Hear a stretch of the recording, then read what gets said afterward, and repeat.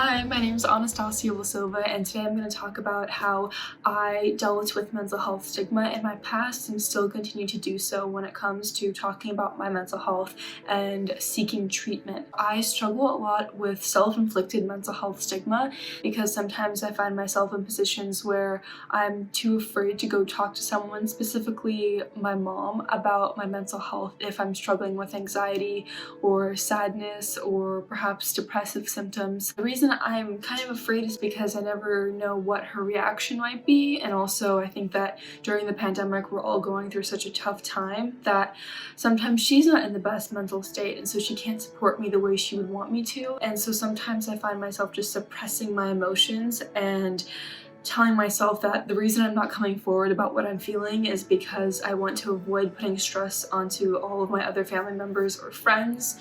But then I also have to be mindful and remind myself that it's okay to get help. It's good to get help.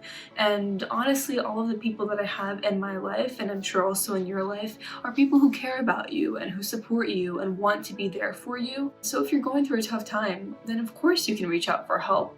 I think that a lot of kids, especially my age in high school, throw around the words depression or like insomnia or stress and anxiety, but they don't necessarily understand the definition of those words or how dense they are and how much is behind just a simple word. You know, depression can mean so many things and it can affect people in so many different ways.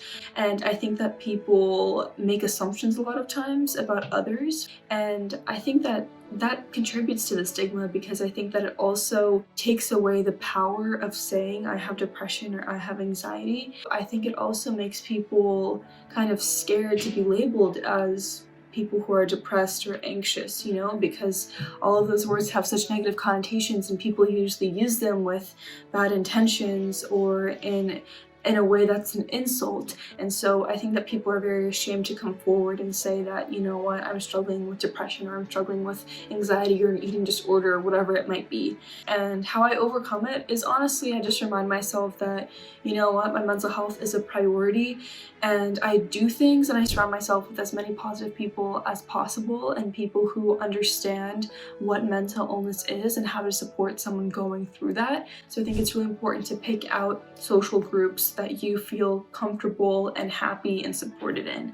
And also I keep myself busy and, you know, I do art. Art is a great way to kind of put me in this meditative state where I am just able to think about what's really going through my head and kind of figure out a plan for how to approach whatever negative feelings that I'm feeling. And also, of course, mental health advocacy. This is my Brave Teens. I run the Instagram account and I love being super involved on there and also trying to interact with other people in our audience and just tell people and remind them that it's okay to talk about mental health. I struggle with my mental health all the time and it really is okay because it really does affect every single person. When I think about mental health globally and the fact that it affects literally every single individual in this world, it makes it a lot less scary and I also feel a lot less alone. So yeah, that's how I battle mental health stigma and what I've noticed about mental health stigma over the years.